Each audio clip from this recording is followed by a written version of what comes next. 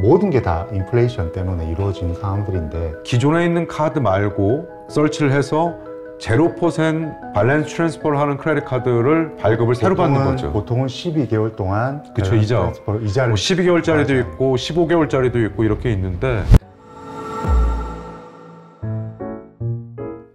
요즘 그래도 날씨가 좀 많이 선선해져서 네. 저 개인적인 입장에서는 에어컨디션을 그래도 이전에 아주 더웠을 때보다 한 40%는 좀 덜 틀 수 있어서 이게 좀 큰 위로가 돼요. 맞습니다. 너무 더워가지고 저희도 저번 달 고지서 나온 거 보니까 250불 정도가 전기요금으로만 나왔더라고요. 네, 전기를 많이 돌리는 건 아닌데 날씨가 더우면 자동으로 들어가니까 그쵸. 정말 감당 못할 정도로 미쳤어요, 전기요금이. 네. 저도 보니까 작년 대비로 한 평균 25% 정도가 더 오른 걸로 보이는데 사용량이 비슷한데도 전기값 자체가 올라가다 보니까 30% 가까이 어마무시하게 오른, 나오더라고요. 네, 그런 진짜. 느낌입니다. 네. 요즘에 뭐 물가가 안 오른 게 없는데 일단 가장 피부로 느끼는 것들 중에 하나가 그 공공요금, 그 전기, 수도 뭐 이런 것들도 있겠지만 일단 생활 물가 중에서 가장 와닿는 부분이 그 장바구니 물가지 않습니까? 너무 네. 많이 올랐어요. 장 보실 때 어떠십니까? 직접 장을 봐보면은 옛날보다 첫 번째 장 보는 속도가 빨라졌고 네.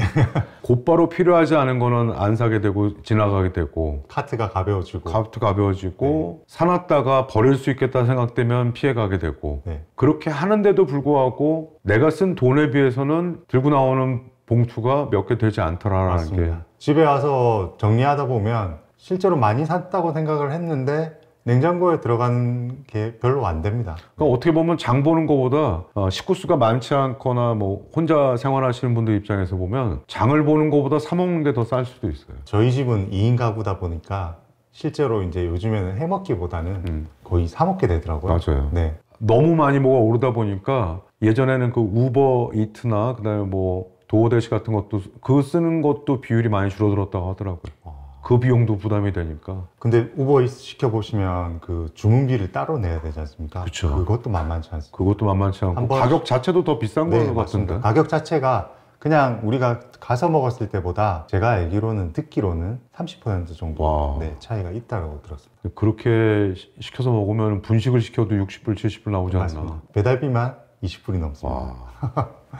오르다 너무 오르니까 이제는 이게 도대체 어떻게 갈 건지 이게 참 답이 안 나오는 것 같아요, 지금. 맞습니다. 미국에서 그래도 여기는 고기의 나라지 않습니까? 그래서 고기값이 싸서 정말 좋았었는데 제가 처음 미국 왔던 10년 전보다 한 2배 정도는 오른 것 같습니다. 수박이라든지 이런 과일들도 굉장히 싸서 좋았는데 과일 가격도 요즘에는 만만치 않습니다. 결국엔 그러니까 팬데믹 기간 동안 소가 없어서 가격이 오르는 것보다는 도축을 해야 되고 도축을 하면 운반을 해야 되고 운반하고 난 다음에 이걸 또 정리하고 하는 이 모든 과정에 유통의 과정에 있어서의 비용이 즉 인건비가 많이 오르다 보니까 맞습니다. 이게 이제 고기 가격에 다 고스란히 적용이 됐다고 볼 수 있는 거고 닭고기 같은 경우는 조금 틀린 것 같아요. 많이 오르긴 했어도 닭은 그렇게 많이 안 오른 왜냐면 것 같아요. 닭은 도축을 할 때 전 자동화 시스템으로 가니까 인건비가 빠지죠. 사람의 네. 사용되는 비율보다는 기계화되어 있는 부분이 크다 보니까 그래서 닭 가격이 소고기나 돼지고기에 비해서는 조금 적게 오른 걸로 느껴지지 않나. 제가 볼 땐 그런 부분이 있을 것 같아요. 미국에서 실제로 뉴스를 보니까 소고기하고 돼지고기 소비량은 줄었는데 맞아요. 닭고기 소비량이 늘었다고 하거든요. 그게 그랬을 아마 거예요. 가격적인 부분도 영향이 있을 겁니다. 아무래도 그럴 걸로 보여요. 그러니까 뭐 미국에서 어마어마하게 닭 소비가 있는 걸로 알고 있는데 뭐 프랜차이즈만 봐도 햄버거보다는 칙필레 같은 닭고기를 전문으로 하는 프랜차이즈가 네. 더 아주 크게 활성화되고 그런 이유도 아무래도 어떤 공급이나 이런 면에서도 장점이 있었을 거고 근데 고기 가격은 당분간은 계속 그렇게 조금 높은 쪽으로 유지되지 않을까. 장바구니 물가도 물가지만 미국에서는 꼭 그 없어서는 안 되는 물품, 그러니까 미국 사람들이 얘기하는 신발이라는 이 자동차 가격도 많이 올랐죠. 뭐 한 2년 전에 거의 미쳤었죠. 네. 차 가격이 생산이 이제 막 지연되고 나오는 출고되는 차량 자체가 한정적이다 보니까 막 중고차 가격이 봉수 씨도 차 샀다 팔았을 때 손해 안 보고 팔았잖아요. 네, 제가 약 4만 불 정도 주고 차를 새 차를 샀는데 그 차를 1년 만에 팔았습니다. 근데 판 가격이 4만 불이었습니다. 와우. 1년 동안 공짜로 탔네요. 네, 1년 동안 중고차 가격이 그만큼 오른 겁니다. 네. 그런데 그 중고차 가격이 올해 1월 달 들어서부터는 중고차에 대한 수요가 급격히 낮아졌고 판매가 이제 저조했다는 얘기죠. 맞습니다. 최근에는 이제 신차의 가격도 떨어지면서 판매도 떨어지니까 그러니까 판매가 떨어지니까 가격이 떨어졌겠죠. 네. 다른 여러 가지 요인도 있겠지만 워낙 지금 고금리다 보니까 중고차인 경우에는 새 차보다 이자가 더 비싸잖아요. 맞습니다. 그래서 아마 중고차에 대한 사람들의 소비, 그러니까 디맨드가 많이 줄어들었을 걸로 보이기도 하고 새 차가 또 예전보다는 또 많이 생산이 되는 부분도 있기도 하고. 저는 예전에 경제학 공부를 했었을 때 수요와 공급에 따라서 가격이 정해지지 않습니까? 그게 책 속에만 있는 줄 알았어요.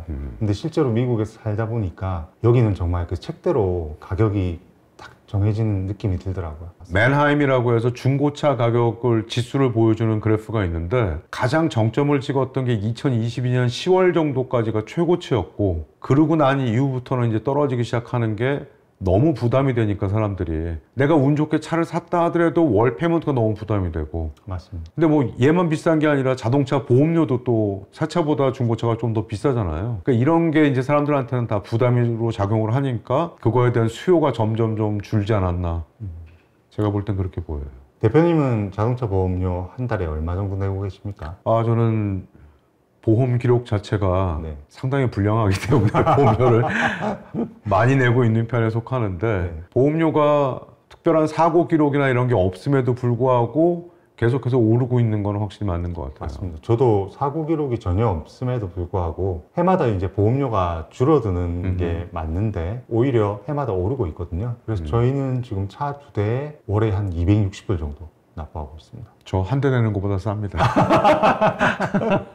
이게 자동차 보험 같은 경우는 그런 것 같아요. 왜 보험료가 이렇게 급속도로 오를 수밖에 없었냐면은 보험회사 입장에서는 자동차라는 재산을 커버해 주는데 사고가 발생을 했다고 하면 이 차를 고쳐야 되잖아요. 근데 이제 고치는 거에 대한 인건비 자체가 많이 상승돼 있고 특히 이제 파트 값도 많이 올라 있었죠. 그러니까 보험회사가 그냥 무조건 올린다기보다는 고치는 비용 자체가 상승을 해버렸기 때문에 이전에 보험료를 받아갖고는 보험 커버를 해줄 수가 없게 되는 거죠. 맞습니다. 제가 보험회사 출신이지 않습니까? 그렇죠. 네, 전문적으로 손해율이라고 하는데 이 손해율이 높아지면 보험료는 당연히 높아질 수밖에 없죠. 그렇죠. 네. 요즘엔 자동차들이 첨단 장치도 많고 특히 카메라 부분이 비싸다고 들었어요. 맞습니다. 범퍼에 달려있는 카메라들이 한번 사고가 나게 되면 얘가 무슨 하나에 200불 이런 게 아니고 범퍼를 다 바꾸는데도 뭐 몇천 불씩 네. 나오고 하는 게 뭐 바꾸는 부분의 인건비가 그만큼까지는 아니더라도 기본적인 자재값도 비싸졌고 근데 그 보험료는 결국에는 보험회사가 나가는 지불되는 금액 자체가 늘어날 수밖에 없는 상황이다 보니까 보험료가 계속 늘고 있는 게 아닌가라는 생각을 해요. 해마다 높아지는 것 같습니다. 집보험도 많이 올랐고. 네, 집보험도 어마어마하게 올랐죠. 저는 집보험이 1년 새 700불이 올랐습니다.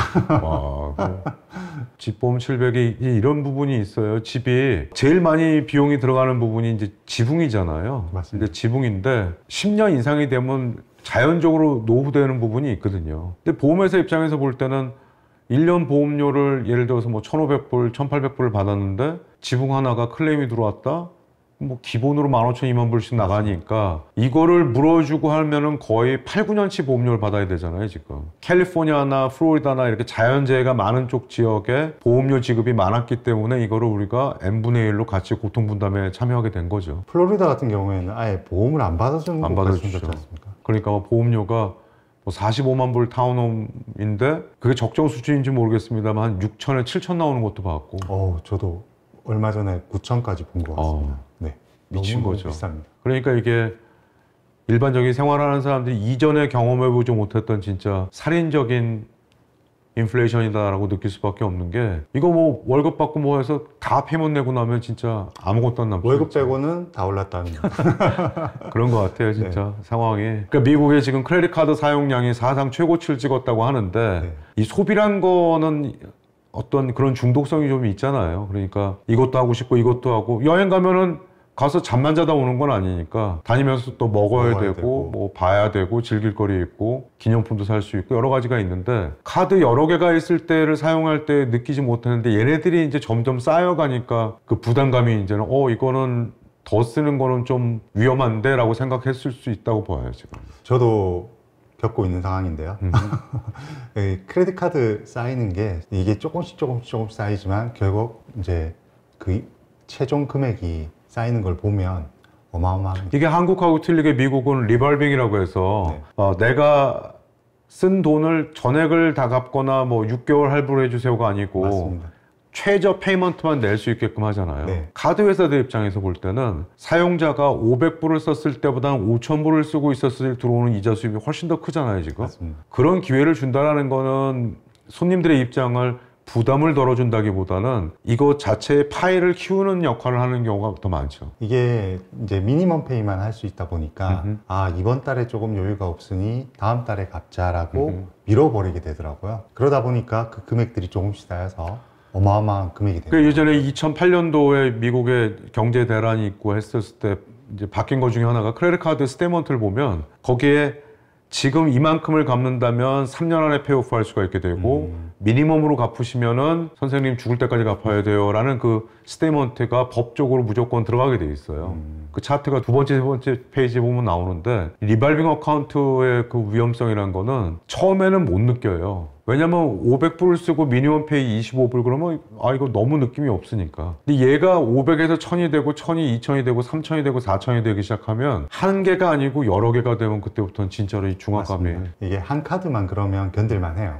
그런데 이 카드가 이제 밸런스가 높아지게 되면 다른 카드를 쓰게 되거든요. 그러면 다른 카드도 똑같이 밸런스가 높아지게 되더라고요. 그렇죠. 그러니까 뭐 카드 페이먼트에 대한 것도 많이 늘어난 상태, 주거비에 대한 것도 미친 듯이 늘어났고. 최근에 렌트가 엄청나게 올랐지 않습니까? 그렇죠. 많이 올랐었죠. 이제는 조금 그래도 조금, 예. 예, 조금 잠잠해지고 있는데 제가 볼 땐 주거비에 대한 비용이 전체 소비자 물가 동향의 3분의 1 정도를 차지하고 있는데 하루속히 떨어져야 되는 부분 중에 하나가 저는 주거비라고 생각이 돼요. 저도 공감합니다. 이게 너무 큰 포션이니까 사람들 사회적 활동이나 뭐에 너무 큰 제약이 되죠. 아니 먹는 거는 조금 잘 먹다가 줄여도 괜찮은데 거주할 공간이 없어진다는 건 이건 기본적 생활 자체를 포기하는 거나 마찬가지가 돼버리니까. 맞습니다. 캘리포니아 같은 경우는 집 밖에서 생활하시는 분들 숫자가 급속도로 느는 이유 중에 하나가 너무 비싸니까. 너무 비쌉니다. 네. 네, 맞습니다. 근데 이게 막 악순환인 것 같아요. 주택을 갖고 있는 랜드로드 입장에서 볼 때는 뭐 아까 말씀드린 보험료나 재산세나 뭐 HOA fee나 안 오르는 게 없으니까 이 사람들 입장에서도 이것만 받아갖고는 충당이 안 되니까 또 올리게 되고 이제 이런 악순환이 계속 돌고 돌아서 지금 한 4년 동안 이렇게 유지해 왔던 건데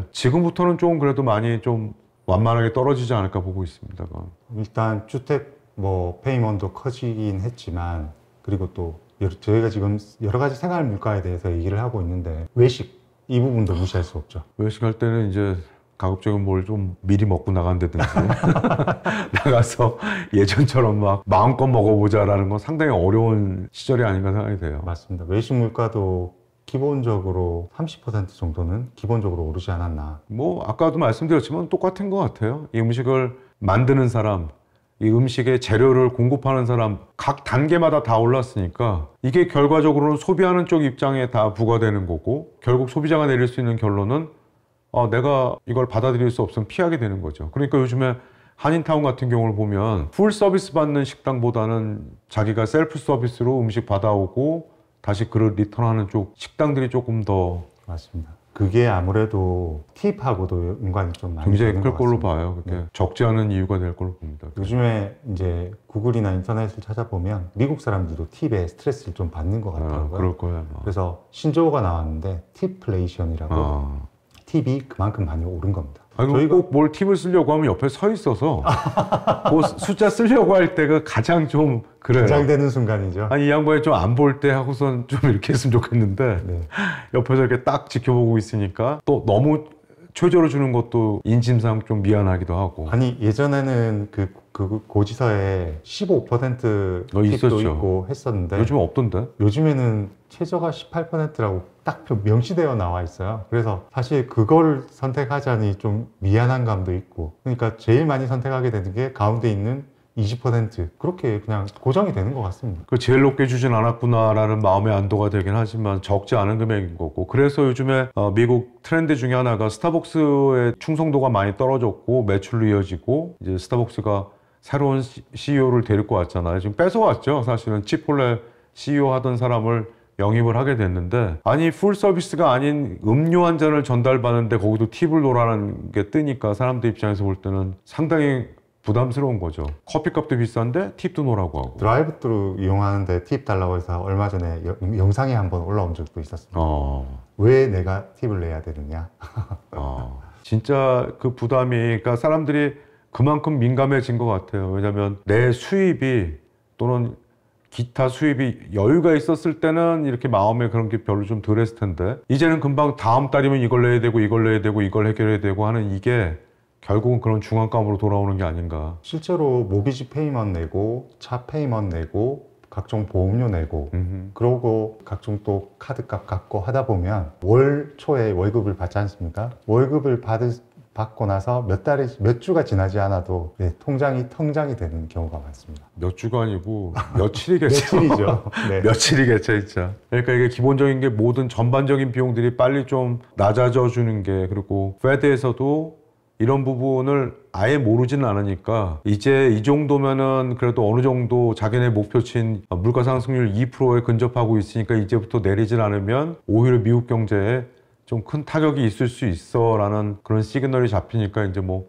9월 중에는 금리 인하한다라고 나오긴 하는데, 참 걱정스러운 거는 이 숫자라는 게 한 방향으로 계속 가는 건 아니거든요, 사실. 오르락 내리락. 그렇죠. 오르락 내리락 할 수 있는 부분이 여지가 너무 많고, 특히 이제 유럽 같은 경우를 보면 지금 러시아하고 우크라이나 전쟁하는 부분이 이 사람들한테 그냥 직접적인 인플레이션 요인으로 작용을 하고 있거든요. 천연가스 값이, 그렇죠. 에너지 천연가스가, 그렇죠. 네. 다 러시아에서 공급이 되고 있는데, 그걸 또 우크라이나가 요즘에 쿠르스크란데를 점령하면서 전략적으로 이제 유럽으로 들어가는 가스 가격이 더 오를 수 있지 않겠냐라는 우려가 커지고 있는 거고, 반면 미국 입장에서는 남아돌던 천연가스를 이제 액화해서 유럽으로 팔 수 있는 진짜 큰 활로가 열렸기 때문에 생겼네요. 유럽한테는 재앙이 될 수 있을 것 같고, 미국한테는, 그래서 어쩌면 워런 버핏 그 양반이 그 좋은 애플 주식 다 팔아서 옥시덴탈이라는 주식을 막 사들였잖아요. 네. 옥시덴탈이 셰일가스 컴퍼니 중에서는 상당히 큰 규모를 갖고 있는 회사이기 때문에 내년에는 이 천연가스로 미국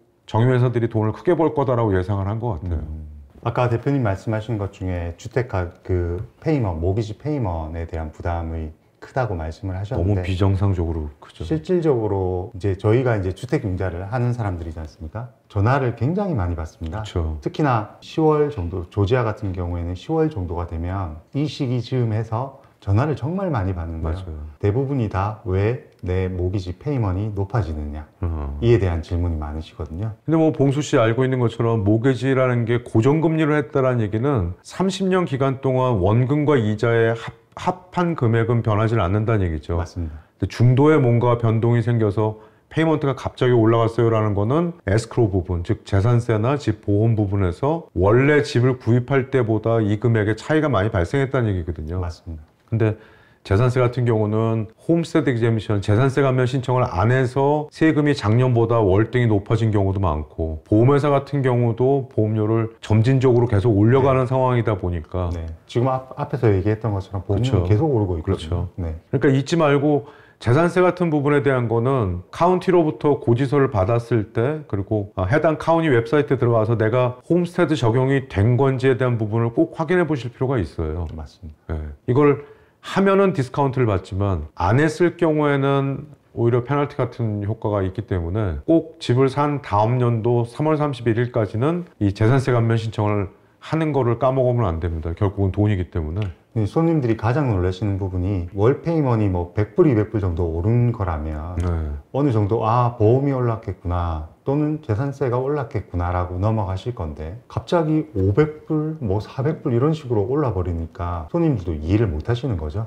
왜 그런 현상이 발생을 할까요? 첫 번째 문제는 모든 카운티들이 지금 이때다 싶어서 집값이 오른다고 하니까, 즉 재산 가치가 증가를 했으니까 그거에 맞춰서 재산세 납부액의 금액을 많이 올린 게 첫 번째 원인이 되는 그렇죠. 거고요. 과세 표준이 되는 집 그렇죠. 밸류 자체를 굉장히 고시지가 자체를 높여버렸으니까 내가 왜 그럼 오른 것만큼보다 더 많이 나가느냐는 문제가 생기는 거냐면은 모계지 은행에서는 구입을 할 당시의 기준대로 해서 매월 만약에 300불씩을 걷어서 3,600불을 내주려고 하고 있었는데 3,600불이 아닌 세금이 4,800불이 나왔다면 1,200불이 부족하잖아요. 지금 모아놨던 돈보다. 맞습니다. 요 부족한 부분 쇼티지를 자기네가 먼저 페이를 합니다. 그리고 그 1,200불을 일시불로 내면은 그 올라간 부분은 상세가 되는 거고 일반적으로는 12달에 나눠서 갚게끔 해줘요. 즉 100불이 생겼죠. 부족한 부분 100불이 생겼다는 그렇죠. 것이죠. 네. 그러니까 3,600일 때 300이었던 텍스가 4,800불로 올라갔다면 300에서 400불 올랐으니까 여기서 100불.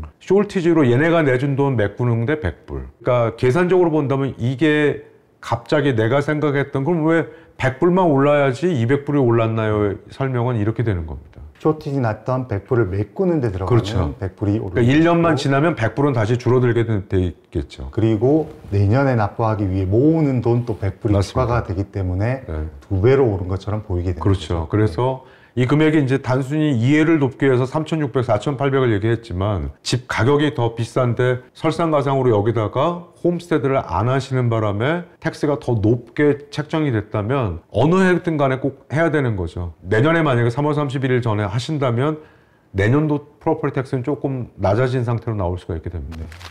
그러니까 이게 월 페이먼트 변동을 하게 되고 이런 부분이 각오를 했다 하더라도 이 정도로 오르면 누구도 받아들이기 힘든 금액이 돼버려요. 원래 월 페이먼이 고정 뭐 한 2,500불 정도를 내고 계셨던 분이라면 그거에 자동차 페이먼, 뭐 각종 뭐 고지세, 그 다음에 뭐 크레딧 카드 페이먼을 다 계산을 하고 생활을 이렇게 계획을 하고 계실 텐데 갑자기 2,500불이었던 모기지 페이먼이 3,000불이 돼버리면 이게 계획하고 다 어그러지는 누구나 거거든요. 화가 나고 누구나 당황스러울 수밖에 없어요. 모든 게 다 인플레이션 때문에 이루어진 상황들인데 이런 시기에 뭐 대표님께서 생각하시기에는 어떤 대안을 가지는 게 가장 도움이 될까요? 이게 저도 예전에 크레딧 카드의 페이먼트 밸런스도 높고 월 페이먼트도 많이 경험을 해봐서 아는데 이 크레딧 카드라는 거는 미니멈 페이먼트나 거기에 내가 마음에 조금 안도하기 위해서 조금 더 보태서 내는 건 아무런 도움이 안 돼요, 사실은요. 맞습니다. 그러니까 제일 먼저 지금 이렇게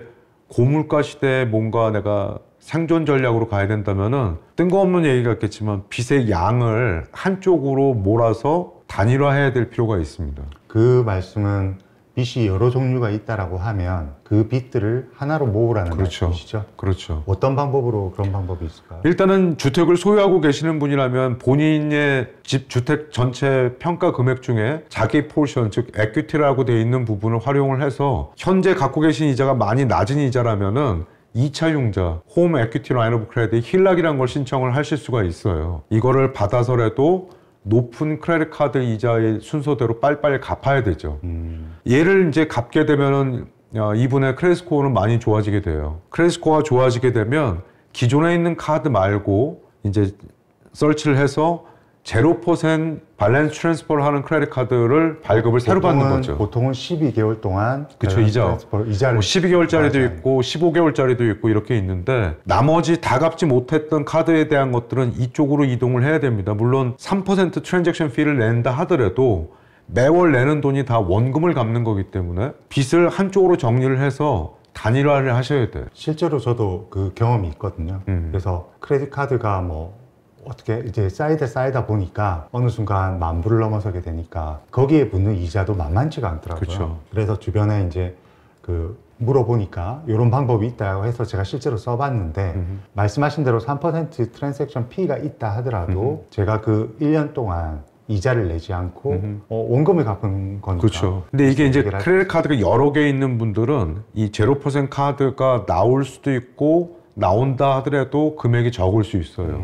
제가 첫 번째 집을 활용하시라고 얘기했던 거는 집은 내 자산이기 때문에 담보로서의 가치가 있게 되고 그걸 보고 이제 돈을 빌려주게 되는데 얘를 먼저 통해서 크레딧 카드를 어느 정도 정리를 시도를 먼저 해야 됩니다. 그래야 크레딧 스코어가 상승을 하게 돼 있고 점수가 높아져야 더 좋은 조건에 더 높은 리밋의 카드를 발급을 받을 수가 있게 돼요. 0% 옵션이 가능한 크레딧 카드를 발급받으려면 반드시 크레딧 스코어가 좋아야 돼요. 맞습니다. 근데 이렇게 주렁주렁 있는 상태에서는 안 나온다고 이게. 근데 내가 집은 갖고 있고 다행히 우리 집값은 그래도 많이 올라줬으니까 요 부분을 활용해서 일단 첫 단추를 시작을 해야 된다는 얘기죠. 지금 내가 가지고 있는 집의 지분, 그렇죠. 에퀴티가 높아졌기 그렇죠. 때문에 그걸 활용해서 빚을 정리하시는. 나중에 우리가 이제 계산을 해서 한번 보여드릴 수도 있겠지만 내가 5.5의 이자를 갖고 있었을 때 받을 수 있는 소득 공제의 금액과 융자 금액이 더 늘겠죠. 캐시아웃을 하게 되니까 금액을 늘려서 더 비싼 이자에 받았다 하더라도 전액 다 손해를 볼 수 없는 거는 모계지는 롱텀이기 때문에 나가는 금액이 그렇게 샤게 크진 않아요. 크레딧 카드는 200불, 300불, 400불 뭐 얼마씩 모으면 페이먼트가 훌쩍 1000불이 넘거든요. 얘가 높은 이자에 받았다 하더라도 소득 공제 받는 것까지를 다 감안해 본다면 저는 첫 번째는 힐락을 신청해 보시고 충분치 않다면은 캐시아웃도 고려를 해 보셔야 되는 거고, 이렇게 해서라도 일단 빚의 양을 빨리 줄이는 쪽으로 시작을 하지 않으면 내가 언젠가는 갚겠지라고 생각을 하겠지만 그렇게 쉬운 일은 아닙니다. 즉 높은 이자의 빚이 있다면 그것을 또 다른 부채를 만들더라도 그렇죠. 높은 이자의 빚을 먼저 없애고 먼저 없애야 됩니다. 그리고 월페이먼은 그 집을 갖고 계시지 않는 분이라면 본인이 만약에 401k, 은퇴연금이나 이런 부분들이 있으면 그걸로부터 대출, 그 조건이 다 틀리긴 합니다. 회사마다. 빨리 빌릴 수 있는 만큼을 융통을 하셔서 너무 이자가 비싼 쪽의 카드들부터 빨리 정리를 시작을 하셔야 되는 게 맞습니다. 그래서 한 달에 얼마만큼 내가 세이빙 되느냐, 그 돈을 모아서 얼마든지 다시 되갚거나 재조정을 할 수 있으니까. 근데 이걸 너무 여러 개를 끌고서 내가 언젠가는 해낼 거야 라는 의지만 갖고 하기에는 조금 그건 벅차지 않나 싶어요. 의지만 가지고는 안 되고 나름 전략이 필요하다. 그렇죠. 네. 그렇죠. 그리고 모계지 이자가 항상 높게끔만 계속 가는 건 아니기 때문에 올해 페더럴 리저브에서 뭐 9월 달은 뭐 나오는 페드 워치라는 데서 보면은 거의 99.9%다라고 하는데,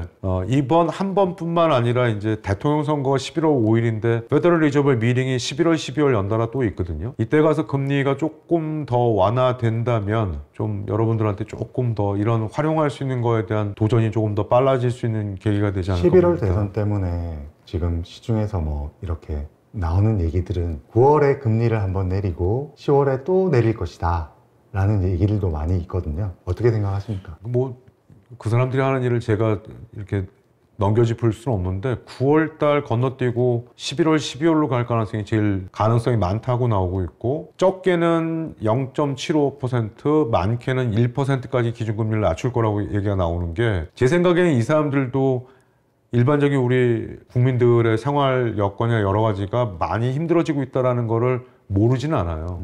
근데 지금 미리부터 뭔가의 액션에 나서기에는 좀 부담스러운 게, 이자를 9월 달에 너무 많이 깎는 거는 민주당 쪽이 유리하게 될 거고, 아예 안 내리면은 공화당 쪽일 텐데 시점으로 봤을 땐 내려야 되는 건 맞아요. 왜냐면 기업들도 그렇고 여러 가지 부담이 너무 많이 꽉 찼기 때문에 지금 시동을 걸지 않으면, 원래 이게 3월부터 시작한다고 해서 작년 12월 달부터 해서 금리가 막 모계지 이자도 좀 떨어지는 걸로 가다가 했다가 발표되는 지수들이 상당히 높게 나오는, 즉 노동에 대한 데이터들이 굉장히 강하다고 해서 이자가 다시 거꾸로 올라갔던 거였거든요. 그런데 사실 그 지표들 자체도 맞는 게 아니었잖아요. 그렇죠. 오늘 노동청에서 1년을 정산해서 다시 수정 보고가 발표가 됐는데, 작년 1년 동안 발표됐던 잡의 개수가 이만큼 늘어났어 해서 88만 개를 줄인다라고 최종 확정을 했어요. 그러니까 88만 개를 그 이전에 발표했던 수치에서는 잘못 잡았던 거죠. 88만 개면 한 달에 7만 개가량이잖아요. 네. 그러니까 만약에 어느 달이든 25만 개로 잡이 늘어났다고 발표됐던 달은 그 달은 17만.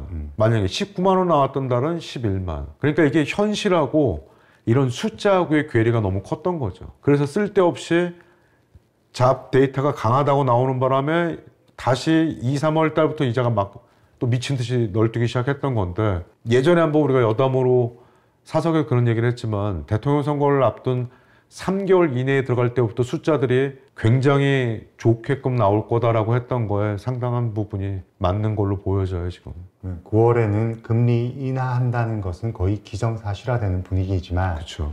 그 시점에 몇 %가 내릴지 그게 사실은 중요하겠네요. 사실은 9월 달 금리 인하에 대한 기대는 사실은 7월, 8월에 걸쳐서 이미 어느 정도씩 적용이 되고 있는 상태인 겁니다. 이미 숫자에 다 반영이 되고 이미 있잖아요. 반영이 되고 있는 거예요.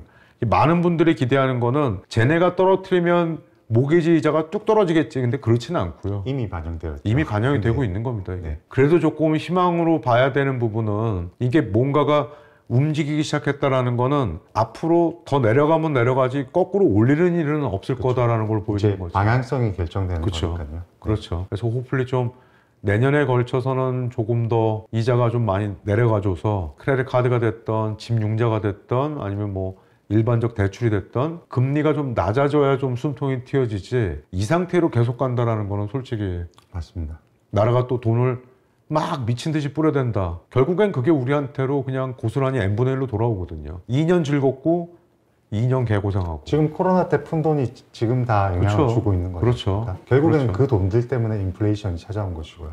그러니까 뭐 너나 할 것 없이 많은 돈을 정부로부터 지원을 받았다. 근데 실상에 써보면 이게 많았는지 느끼질 못하거든요, 이게. 이미 다 쓰셨을 그렇죠. 거예요. 네. 그랬는데 이거 뭐 집값은 미친 듯이 오르고 이자 오르고 이거저거 다 오르니까 어라 이거 봐라. 내 월급은 4% 올랐는데 인플레이션이 7% 올라. 그럼 실질 소득은 마이너스인 거죠, 사실은. 마이너스. 이제서야 실질 소득 증가보다 인플레이션이 낮아졌으니까 조금 한숨을 돌리는 건데 사실 1년 전부터 물건 가격에 대한 인플레이션은 없어졌다고 봐야 되는 게 맞아요.